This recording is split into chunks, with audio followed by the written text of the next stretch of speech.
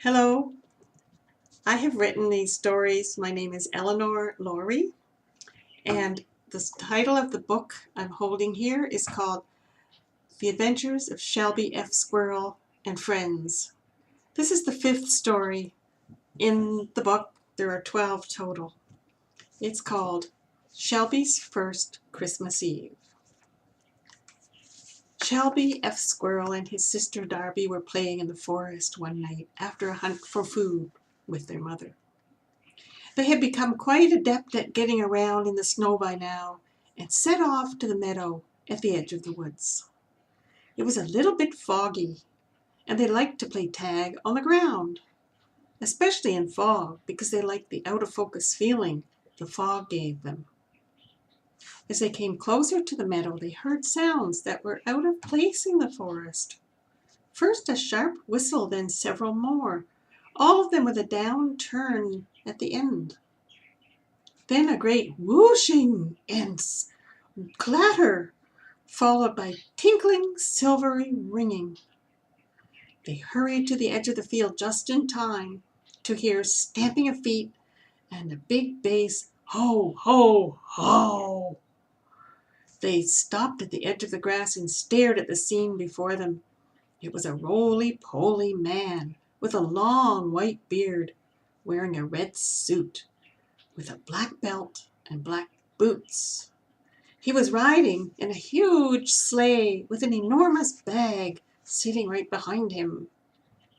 The animals pulling the sleigh were long-legged and mostly brown and looked a lot like the deer that sometimes grazed in this very meadow.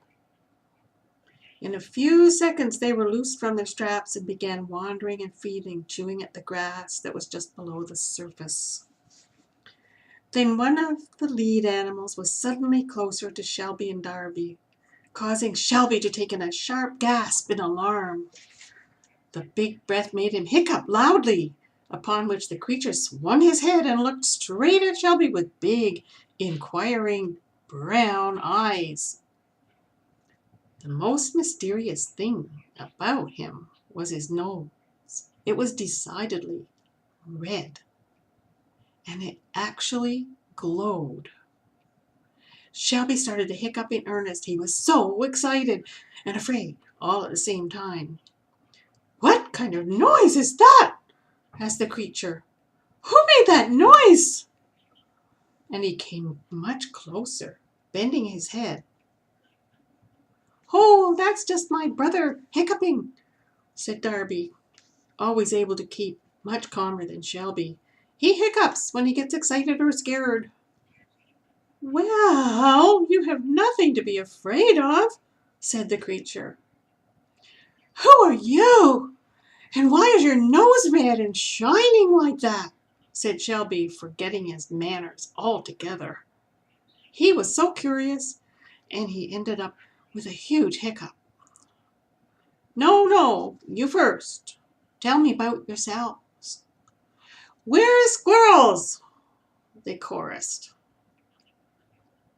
"Squirrels hibernate in the winter. Why aren't you sleeping?" was the response. "We're flying squirrels. We don't hibernate. And we're nocturnal. We like being awake at night," hiccuped Shelby. "And we're twins," added Darby. "Now it's your turn."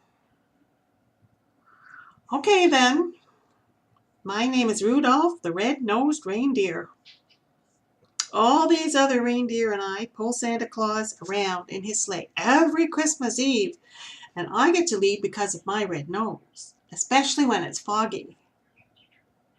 We stop here every year because of the tender grass, just for a short break. I think I better take you to see Santa now. What do you say?" He bent his head really low to the ground and said, "Hop up and hang on to my antlers. They're a lot like tree branches, so you should find it easy."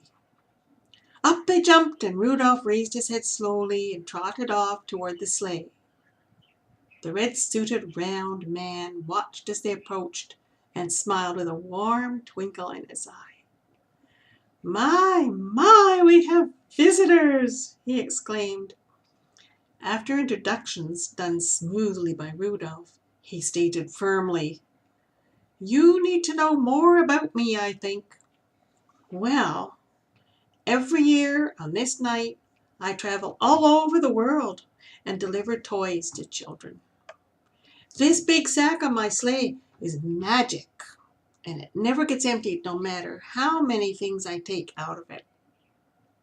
Let me see now. I wonder if I can find something in it for two little flying squirrels." With that, he turned his back and started rummaging in the sack. He grabbed at things and tossed them aside, muttering to himself, "No, not that! No, not that!" as he went. Then he stopped digging and turned around with his hands upturned and came back toward Shelby and Darby and Rudolph. His eyes gleamed with satisfaction. "Look, these are pecans from Alabama, and these are macadamia nuts from Hawaii. And here are some lychee nuts from China. And these are Brazil nuts. You can tell from the name where they're from.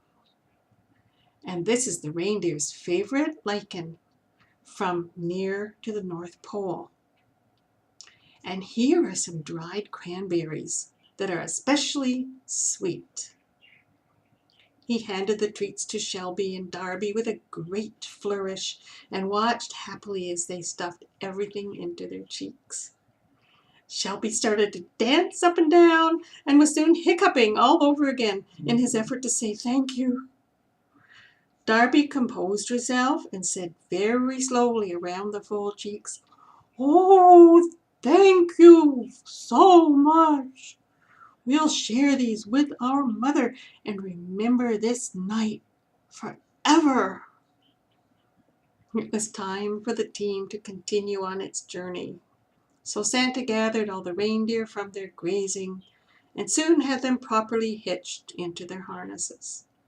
He jumped into his sleigh and gave a loud whistle, followed by more, all of them with an upward turn at the end.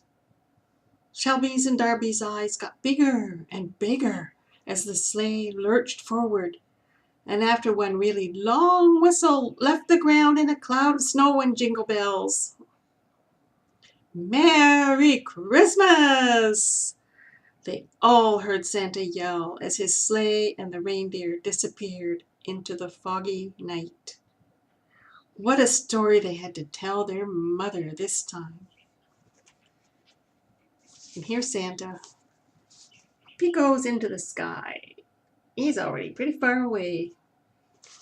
So I hope you enjoyed this story.